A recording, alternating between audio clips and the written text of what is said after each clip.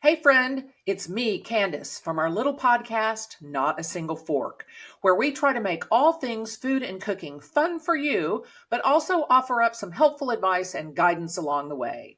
I'm here in my bedroom, obviously, with my trusty co-host, Cleo the cat. She's relaxing, as you can see. Before we get into today's episode, I just wanted to say thanks for listening. As we trample all over the food world's icons and their ivory tower kitchens and restaurants. We do that in part to entertain ourselves, but mainly to help you find ways to cook more at home, enjoy it, and stop putting so much pressure on yourself. So, I created a free recipe checklist that you can find on our website. It'll help you through your cooking adventure. So you can find it at thegirlcancook.com. Now, here's today's episode. Are you giving it all away? You're giving away our secrets?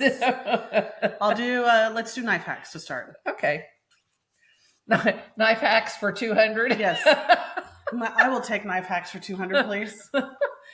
Well, here we are. Yes.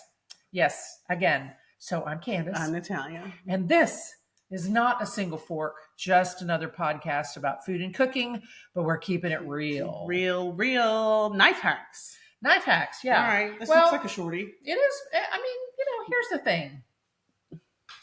We used to do a knife skills class. We did. And people would request knife skills class, yeah. And then the class would hardly ever fill. I mean, well, it would fill eventually. But it took forever. So I think there's like a disconnect between people's desire to have knife skills versus actually working on knife skills. Well, I mean, it's like anything, right? You want to be able to pick it up and do it correctly right away. Right away. No practice. No downtime. No downtime. Just go. I've never done it before, but I watched it on TV. So I should be able to do it. I see all these celebrity chefs doing all this choppy. Yeah, because guess what? They do it all day, every fucking day. Yeah. And that's why they're so fast at it. There's no magic trick to becoming fast. I mean, yeah, okay, you need to have the right tools. There are some people who are faster and some people who are slower, but that's just by nature. I mean, So there's no magic pill. No. And that's the problem. Mm-hmm. It's just like losing weight. Yeah, and you're not going to come to a knife skills class and then leave and be proficient. No, and we tell people that coming in is that you have to, we're going to show you how to hold a knife. Mm-hmm. We're going to show you how to make the cuts, but then it's up to you to practice. Yep. Because it's up to you to do the hard part. That's right. We can't do that for you. So what are the hacks you got? Okay. So was this an article? This was an article. Actually, this was an email. And, some of it is like, I don't know about that. Like someone sent you an email? No, it was just like, like one of the, newsletter things. Okay. So it was 5 knife hacks in 5 minutes. Oh, okay. Now, I don't think that it has to do with you could perform all these within 5 minutes. Maybe it was like a 5-minute read. Oh, okay. Because I understood it as you perform this in 5 minutes. Well, I don't think that you can do that. And if you do, and you don't know what you're doing, I think you're going to cut your arm off. So there you go. So the first one I find very interesting. So they're talking about when you prep garlic. Yes. And a lot of times when we would prep garlic in class, people would complain about the smell of garlic on their fingers. Right. And we gave them a solution. We would give them a solution. Well, here's a kind of a... I don't think I'm going to like this one. No, you're not going to like this one at all. So, kind of going off this advice that we would give them. Which we'll tell you in a moment. Which we will share. Get the smell, prepare yourself. Get the smell off your fingers by gently and carefully rubbing your fingers on the side of your knife, allowing the metal to absorb the garlic. Do not rub your fucking hands on Do not do that. Just do not do that. There are so many. Okay. What works here is stainless steel. Right. And that is true. That is a true statement. That is true. Stainless steel does neutralize the smell of garlic. So if you have it on your hands, you wash your hands, you rub your hands on something that is made of stainless steel, Like a sink or a spoon, something not sharp. something that's not going to cut your hand. I read that was the first one I read, and I was like, oh no, that's such bad advice.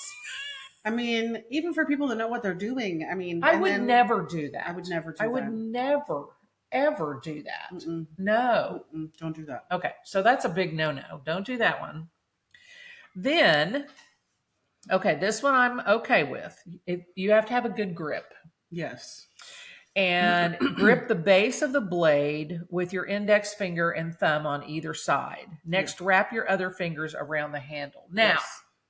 I was looking for something to give them an example. I have many knives. I know. Do you want me to go get one? Yeah, if you want to. Okay. So I have many knives in my kitchen. Can you imagine that? Because I'm a chef, so I have a lot of knives. But I don't recommend, and I'd never recommend it in class that people would hold down onto the blade. Now, do I hold down onto the blade? Too. Yes, I do. I hold like this when I cut.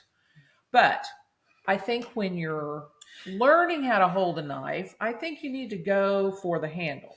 So guys, if you can't see this, it's because you're only listening to us. And that's okay. And that's fine. But if you want to see this, go to YouTube at The Girl Can Cook. That's our little podcast. What do they call that? Platform?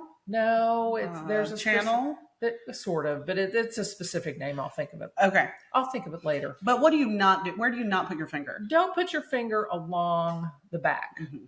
This is what most people do. Mm-hmm. And this is fine for feeding yourself. So if you're sitting at dinner and you're cutting your steak up or whatever, great. Right. With a smaller knife. With a steak knife. Even, you could do that even with a paring knife. Yeah. Yeah, for close work, because that's what a paring knife is for. But when you use a big honkin' chef's knife and you put your finger along the back, you don't have any stability and it will slide out from under you. And you do have you run the risk of cutting yourself. Yep. And that's why on Worst Cooks in America, that Anne Burrell walks around with a Sharpie and makes a big mark along the person's finger to remind them to not put their finger on the back of the knife. Yeah, it works. I don't know how well it works for them because they're really bad. Yeah, but in the moment they can see it. Oh, they can see it. They'll stop doing it for a moment. Yeah, that's what I mean. Yeah. Just draw all over your finger. Yeah. So, don't rub your hands on it. Do not rub your hands on it. That's dumb. But I don't recommend to people to, when you're first learning how to hold a knife, to put your fingers down on the blade. Go with the handle. And as you get more comfortable, then you can work your hand down. But it has to do with what is comfortable for you. Mm-hmm. It's not a matter of, you have to do it this way. And guys, just because you have little tiny baby hands does not mean you use little tiny baby knives. You still have to use the big boy knife. Yeah, you do. You really do. Unless you're like peeling an apple. Right. And do not use the big knife. And do not use the big knife. Which is the only time that people will use that's the only time people will use the big knife. I know. It's very weird. It's crazy. What's next? Next, okay, this is dumb too. Oh, good.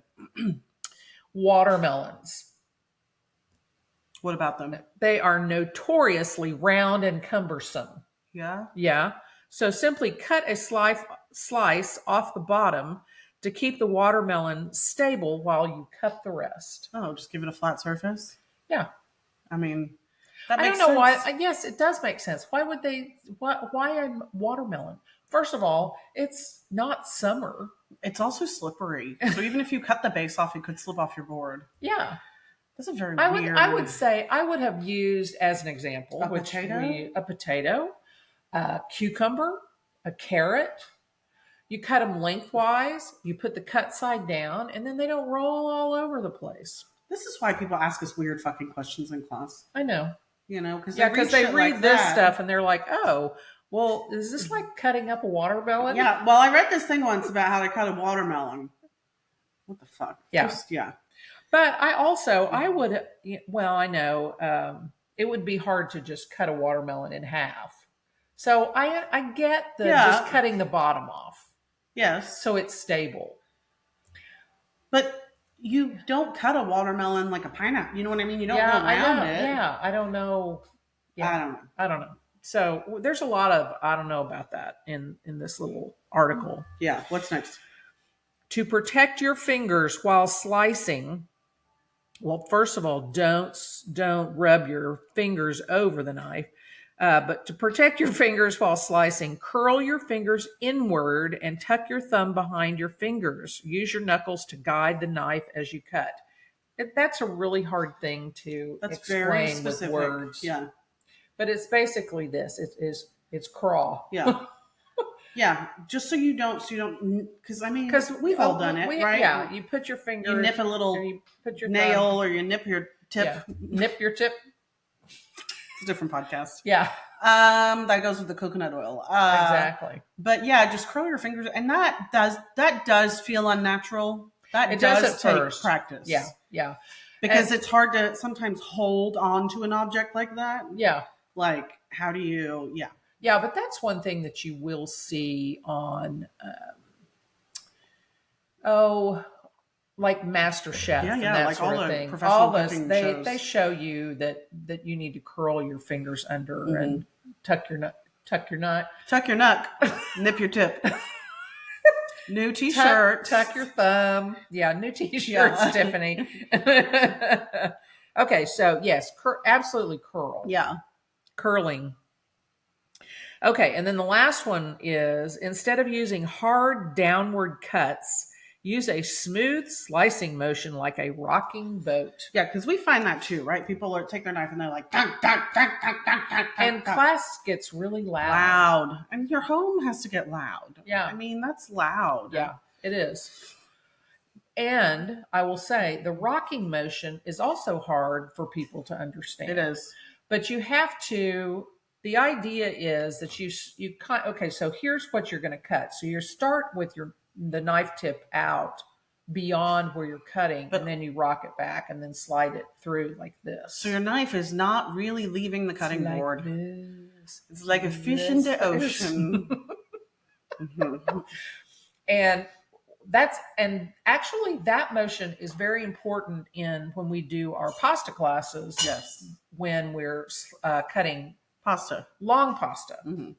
Because if you don't slide through the pasta sheet, if you do the slam, you smash it. You smash it, and then it's all smashed together, and then you can't, then you don't have the magic fluffing, and because it doesn't work because you smashed all the pasta sheets together. Yeah, don't do that. No, do not.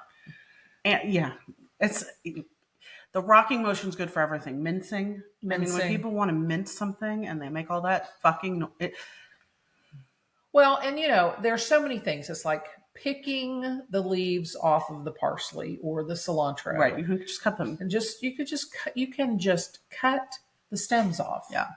You're not going to lose anything. Look, there's so many tricks and hacks and things. You've got to find a good knife that fits your hand. That's the most important thing. That's the most important thing. A sharp knife. It doesn't have to be expensive. In fact, it's better if it's not. It does not need to be a $200 knife. No. We use the Sam's knives. They're 2 for $12. Fuck, I use them at home. Yeah. And I sharpen them every time, and then I throw them in the dishwasher when I'm done with them. And then when they don't keep an edge, which they will get to that point when they're gnarly. Yeah. Then you throw them away and you get another one. For $6. For $6. It's fine. Yeah. It's really okay. And But it is very important for you to, before you, and I'm not saying don't ever buy an expensive knife, but you need to know what you like. Yeah, what you use. How heavy, because all knives are different weights. The blades are different. Some of them are pointy like this. Some of them are, squared off. There's Chinese cleavers, there's everything. Yeah. So you just have to be comfortable with whatever weight, whatever size. But you don't want a little tiny knife. You want a good size probably at minimum 5 to 6 inch chef's knife, to learn what you like. Yeah. And keep it sharp. Yeah. That really is the most important That's thing. the most important thing. And if you want to call it a hack, you can call it a hack. But it's got to be a sharp knife because, well, first of all, you tear everything up, and then it's not fun to cook. And it's easier to cut yourself. Yes, it's much easier to cut yourself with a dull knife than a sharp knife, and it's no fun to cook. Yeah. It's no fun because it's so hard. It's just like so many other things. You have the right tools, it makes it easier, which makes it more fun. Exactly. Yeah, because you can actually do it. You can do it easily. You can do it. Yes. So stay fresh. Knife bags.